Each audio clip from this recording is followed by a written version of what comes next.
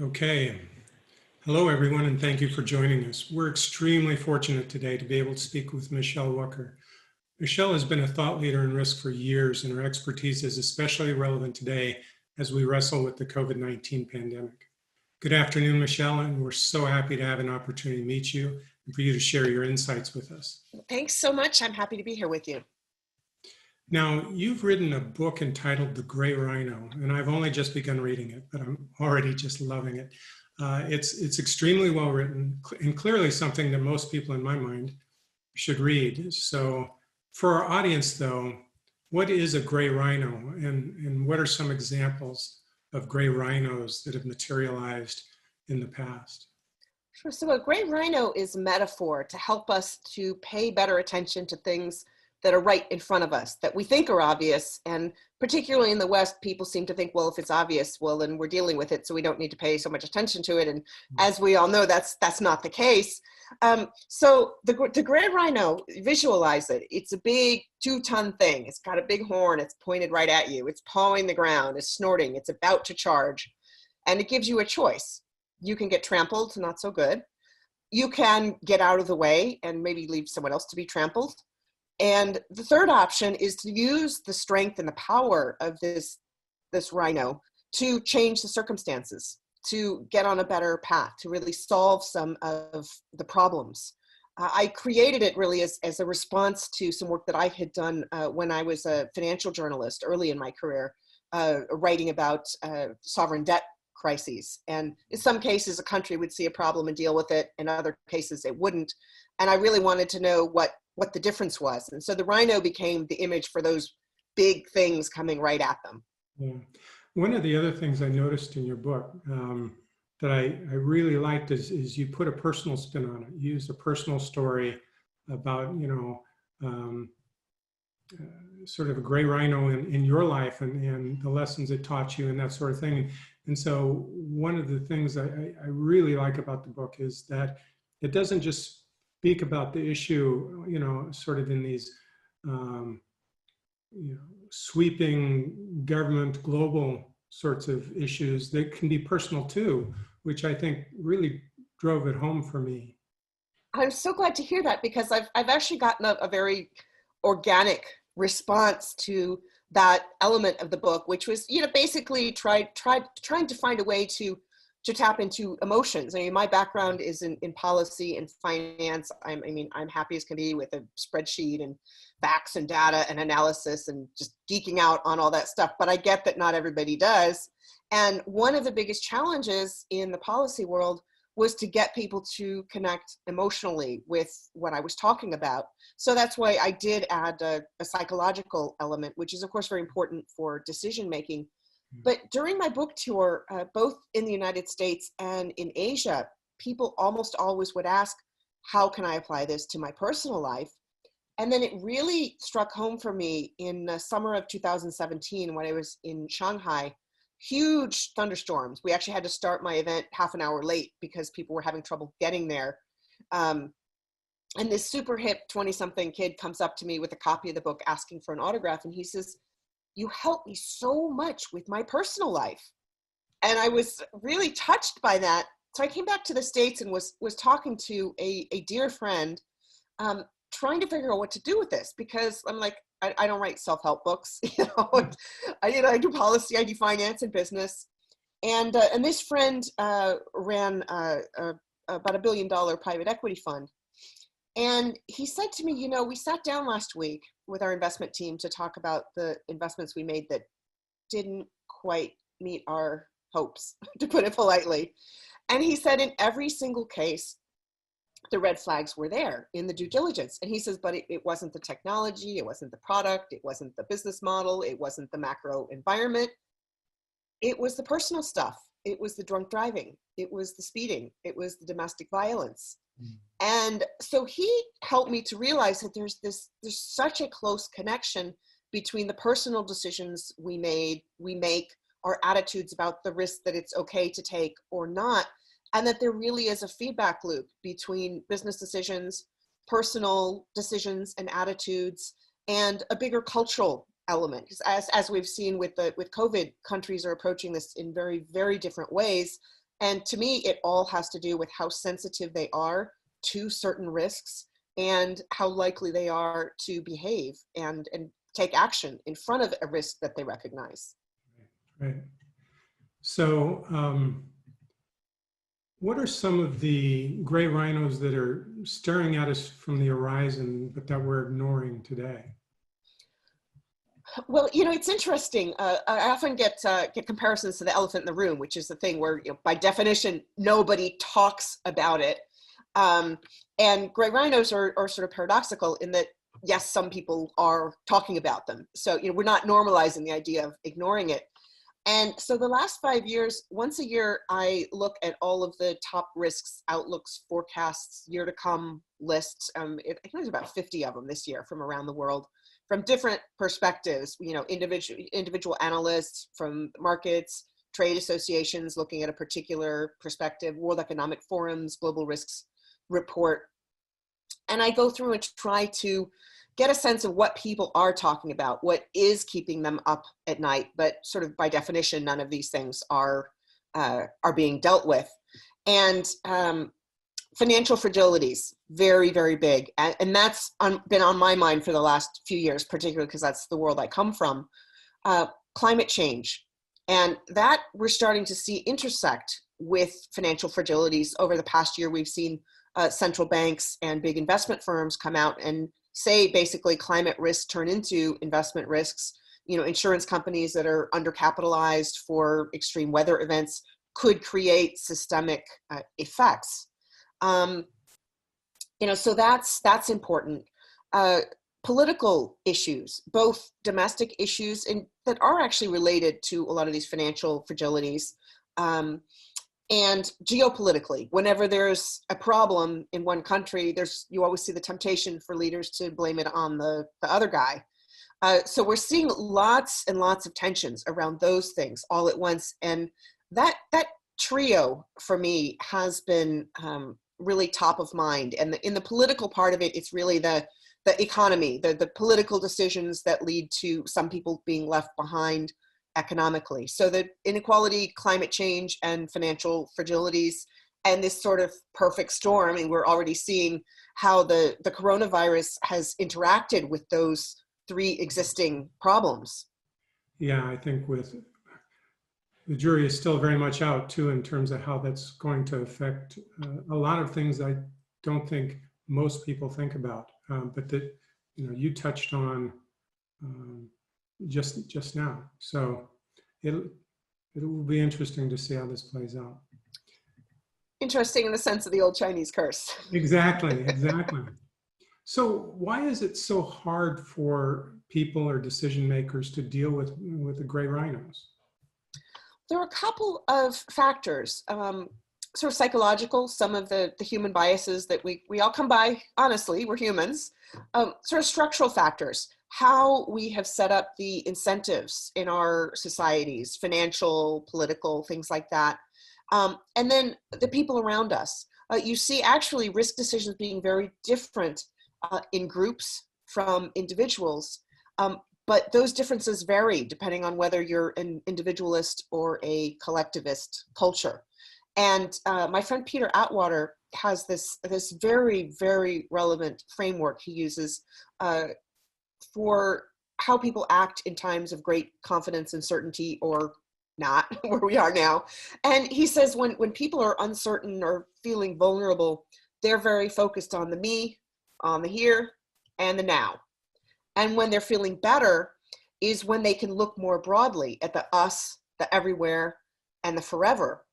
And unfortunately, the times when we are most vulnerable are the ones when we need to be thinking of those around us, thinking long-term, because when you've got this sort of panic situation where policymakers are willing to make big changes and big decisions, those are going to have long-term ramifications. And you need to be thinking long-term. Otherwise, we're going to get what we have now, which is in some ways a knock-on effect from the issues that weren't addressed from the last financial crisis, and that actually were created by the monetary policy that was put in place to get us out of the last financial crisis. And unfortunately, that created the big bubble and a lot of the fragilities that are bursting right now.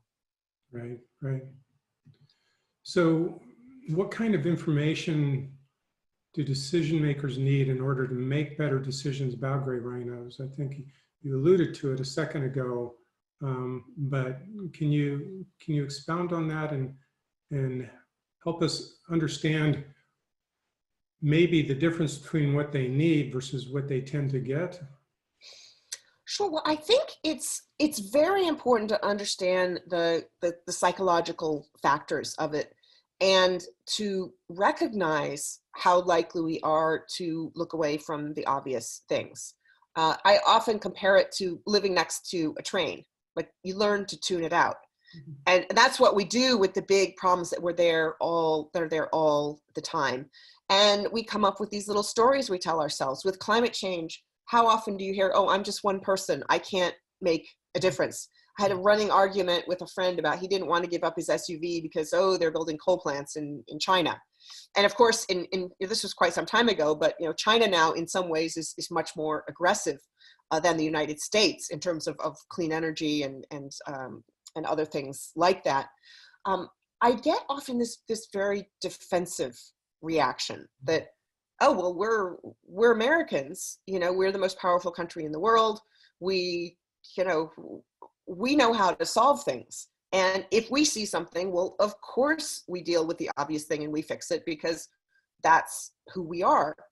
And that defensiveness, I think, really covers up a very fragile place that we are in a society right now. People feel much less powerful. They feel much less confidence in the government. They've been seeing how other countries in the world have been catching up, have been doing better, which is a good thing, and frankly, it's good for us too. But as I said, in troubled times, politicians are going to blame the other guy and the other country, and that's what happens. But I think we really need a fundamental flip in mentality, that we recognize, yes, because we're human, we're likely to look away from the obvious thing. But once we recognize that vulnerability, that's when we can actually do something about it. We can study some of the cognitive biases that get in the way. For the optimism bias, I mean, humans are more likely to retain information that they like than that they don't. Confirmation bias, or groupthink, that if you get a bunch of people around a table, the whole group is much more likely to go along with whatever the first person said, particularly if they're all coming from similar perspectives, whether it's profession or demographic or anything. And there are things that you can do, particularly in group and decision-making settings, to counteract those biases. Once you can set up a structured debate sort of arrangement. You can designate someone to be the devil's advocate.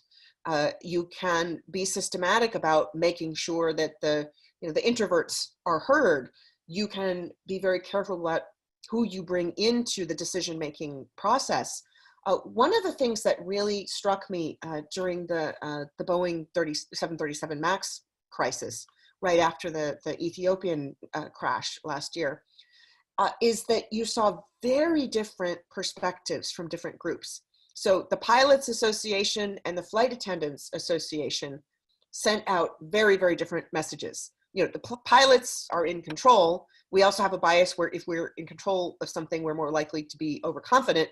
So they were much more comfortable with the plane than the flight attendants, who don't have they don't have control over them. So they were much less comfortable.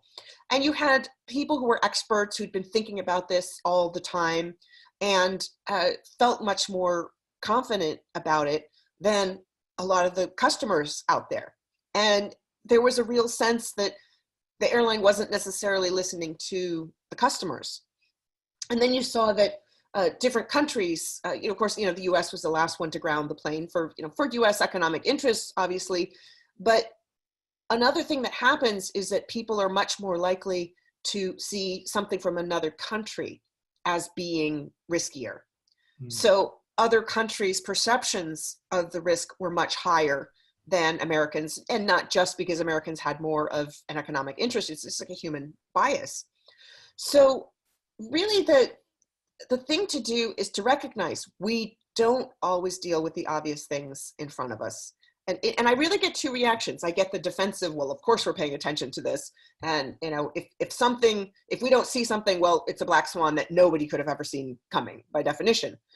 But then there are the people who say, yes, yes, yes, yes, yes. I've been waiting for someone to say this. And I got that sense in Asia, where the book has been a huge bestseller. You know, hundreds of thousands of copies are quoted all the time. You know, if you Google it in Chinese, like you can't read all the articles. And people told me there that part of the reason it resonated was that people had been thinking longer term. They had been thinking about some of these wicked problems. I mean, like the financial fragilities and debt and speculation and things like that. And it was a way of saying something that people had been thinking but didn't really know how to articulate. And so the mere act of asking, what's the gray rhino? What are the crash of gray rhinos that are in front of us? And how well are we dealing with them?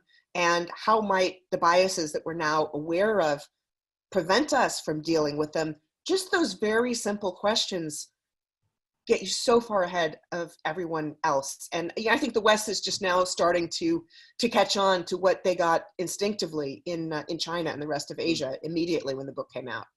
Yeah, very interesting. So one more question for you then. If you could make one recommendation to our audience regarding gray rhinos, what would that be? It really goes down to what I was just talking about, is take a fresh look at the obvious.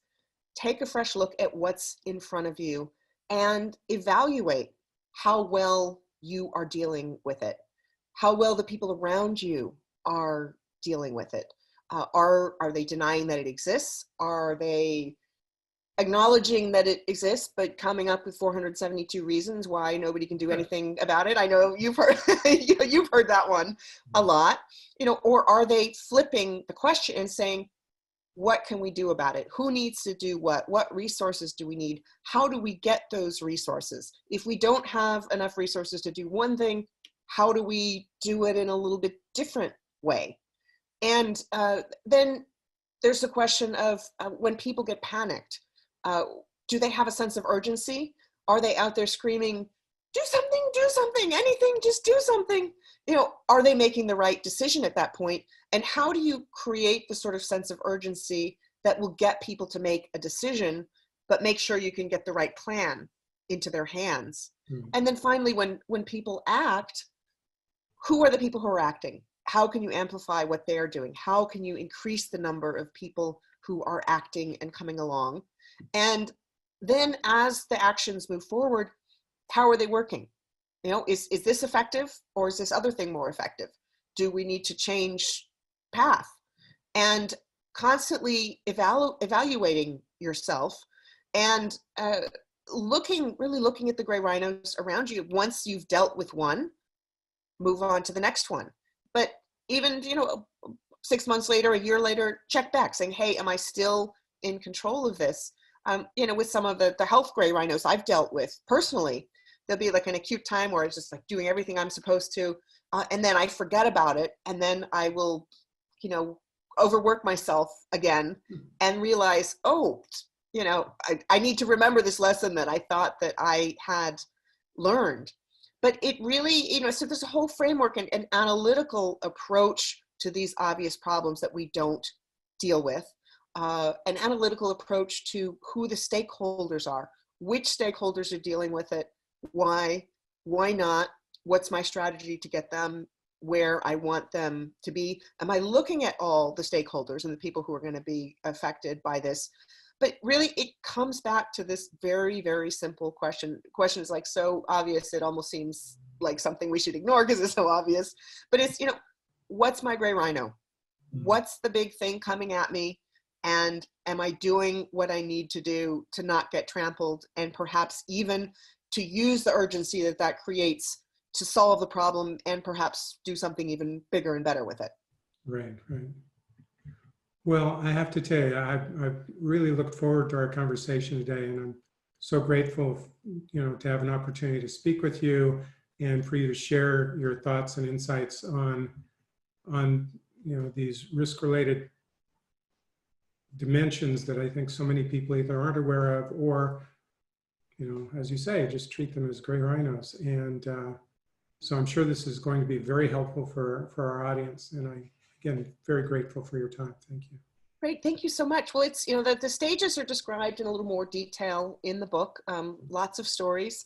I would love to hear, once you've read it, sort of a little bit more of what resonated and any ideas for applying it further. Actually, since the book's come out, through lots of conversations with people, I've honed the framework and come up with a much more detailed approach through workshops with trade groups and corporations. So I'm very excited about the fact that people find it useful and applicable. And the biggest thing that I hope that comes out of this big mess that we're in right now is a change in mindset, so that when something bad's happening, people don't just look in the rearview mirror and say, oh, black swan, nobody saw it coming, and actually think about what they missed, why, how can they apply that knowledge going forward, and how do we adapt a much more proactive mindset? How do we reward the people who are coming out there and acting and making sure that problems don't escalate and snowball and become something much, much worse? Just I go back to that kid in Shanghai. So you helped me so much with my life. Every time I hear about a company or a government or anyone taking some of the insights and actually making something in the real world better, it makes me so happy. My first training was as a journalist, where they tell you just tell the story. They don't tell you about the impact that what you're doing can have. So I'm very happy that this rhino seems to be doing some good in the world, and I'm really glad that it's relevant to you and your audience, and really, really appreciate the time to chat with you today. Thank you very much. I will be in touch. Great. All right, thanks.